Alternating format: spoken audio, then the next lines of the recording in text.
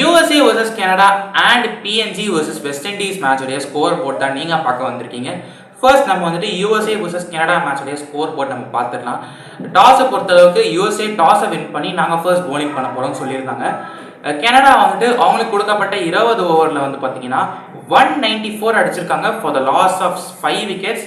High scorer அப்படின்னு பார்த்தீங்கன்னா தலிவால் வந்துட்டு 61 ரன்லையும், கிர்டான் அப்படின்றவர் பார்த்தீங்கன்னா 51 ரன்லையும், அண்ட் அதே மாதிரி மொவ்வா வந்துட்டு ஒரு 32 நாட் அவுட் இருந்திருக்காங்க. இந்த ஸ்கோர் வந்து பார்த்தீங்கன்னா யூஎஸ்ஏக்கு ரொம்ப ஈஸியான டார்கெட்னு நான் சொல்லுவேன். ஏன்னா 17.4 ஓவர்ஸில் 7 விக்கெட்ஸ் வித்தியாசத்தில் நேற்றுக்கு மேட்சை யூஎஸ்ஏ வின் பண்ணியிருக்காங்க. ஹை ஸ்கோர் வந்து பார்த்தீங்கன்னா ஜோன்ஸ் வந்துட்டு 94 நாட் அவுட், சூப்பராக இருந்துச்சு ஜோன்ஸோடைய பேட்டிங்கை பொறுத்த அளவுக்கு. அதே மாதிரி வந்து பார்த்தீங்கன்னா கோவஸ் அப்படின்ற ஒருத்தர் வந்துட்டு 65 ரன் அடிச்சிருக்காரு.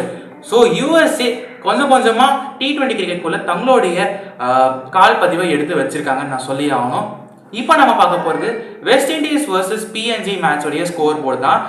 ஸோ டாஸ் வந்துட்டு வெஸ்ட் இண்டீஸ் தான் வின் பண்ணி போலிங் செலக்ட் பண்ணியிருந்தாங்க. PNG வந்து அவங்களுக்கு கொடுக்கப்பட்ட 20 ஓவரில் வந்து பார்த்தீங்கன்னா 136 for the loss of 8 wickets அடிச்சிருக்காங்க 20 ஓவரில். ஹை ஸ்கோர் அப்படின்னு நீங்கள் எடுத்து பார்த்தீங்கன்னா பாவ் அப்படின்றவர் 50 ரன் அடிச்சிருக்காரு. வெஸ்ட் இண்டீஸோடைய போலிங்கை பொறுத்தளவுக்கு Andre Russell 2 wicket and Alzarri Joseph 2 wicket எடுத்திருக்காங்க. இந்த ஸ்கோர் வந்துட்டு வெஸ்ட் இண்டீஸ் ஈஸியாக சேஸ் பண்ணியிருக்கலாம். ஆனால் PNG வந்துட்டு கொஞ்சம் ஹோல்ட் ஆன் பண்ணி வச்சாங்க வெஸ்ட் இண்டீஸை. ஆனால் ராஸ்டன் சேஸ் வந்துட்டு நேத்திக்கு மேட்சை 42 நாட் அவுட் அடிச்சு வின் பண்ணி கொடுத்தாரு.